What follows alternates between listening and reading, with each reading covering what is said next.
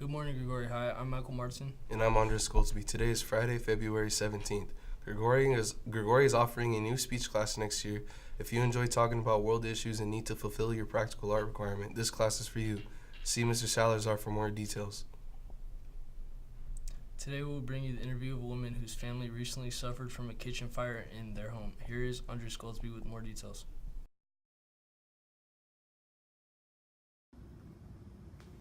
It was October 5th last year. I'm sitting at work. It's almost like 5 o'clock. I'm ready to clock out for the end of the day. I'm happy the day is over when suddenly my mother calls in a panic. Mija, the house is on fire. So I'm like freaking out. What? What do you mean the house is on fire? The house is on fire. I said, well then call 911. What are you calling me for? Oh yes, she said, I forgot. So she hangs up. In the meantime, I'm freaking out. My mom and dad and my dog are at home alone. My son's not there. Meantime, my heart's beating. I'm freaking out.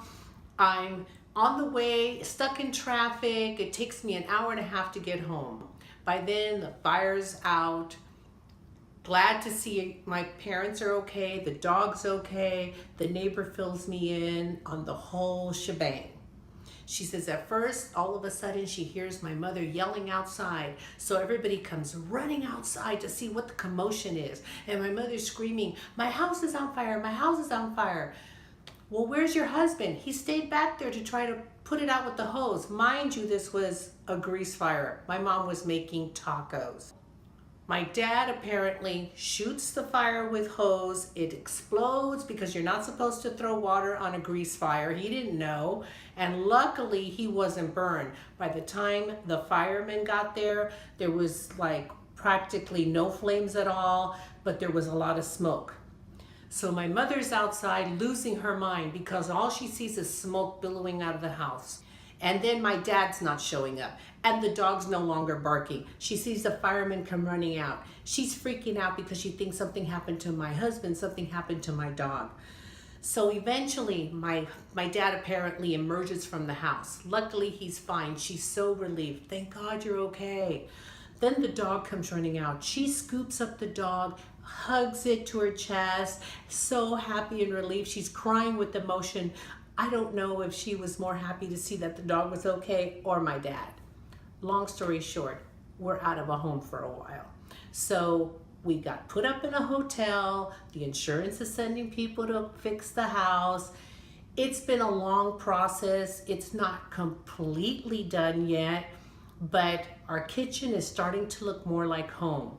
And little by little, I am happy to get new stuff in the kitchen, but the stress that we went through was amazingly effective as far as pulling us apart, getting us kind of on top of each other.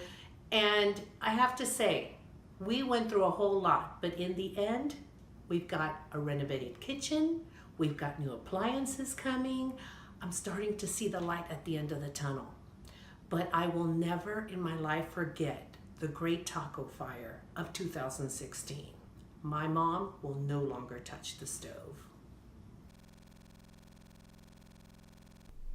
The first track practice is scheduled next Tuesday. Go to the SBO to get your emergency card and receipt to be cleared to play. Listen up, seniors. If you're planning on going to MJC next year and haven't been to the workshops at Grigori, you must go to MJC's New Student Day in April. See your counselor for more details. Children are the future, and there is one man who believes that greatly, which is why he started a nonprofit organization at his church to help kids in his community. Here's Michael with the story.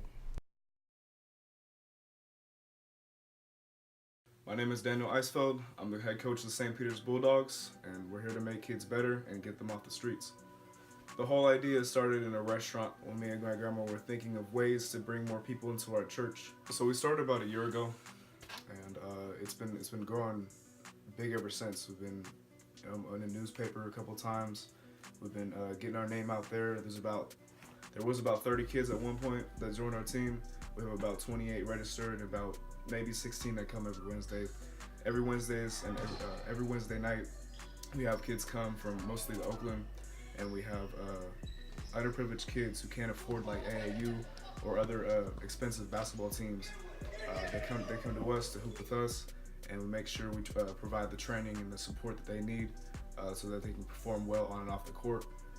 It's the age range is about 11 to 14. It's been growing steadily ever since we've been getting recognition from the San Leandro Lions AAU team, and we've been playing exhibition games with them every Wednesday, and we've been very successful. We got recognized enough to go to an AAU tournament for free in San Jose a couple months ago, and we did really well over there. We played a total of 4 games. We have an even record. We struggled in the sense that we had a lot of little kids, but then we have about 3 or 4 players now that are 2 and above, and we have these 14-year-olds, 13-year-olds that are just absolute stars. And my goal is to get them recognition, so they can hopefully sign in a school, or they can get on the basketball team they always wanted to be. We reached out to get our players through social media. I recently launched a website, and that details all our information, our main vision, and our focus, to make sure these kids build teamwork and make sure that we as one unit are unstoppable. And soon we seem to be on track for one of the best teams in the Bay Area that's not affiliated with AAU or CYO.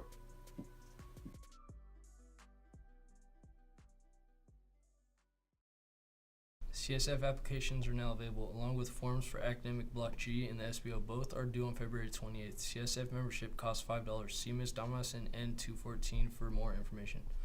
Well, that's it for today's broadcast. I'm Michael Martin. And I'm Anders Goldsby. See you next time.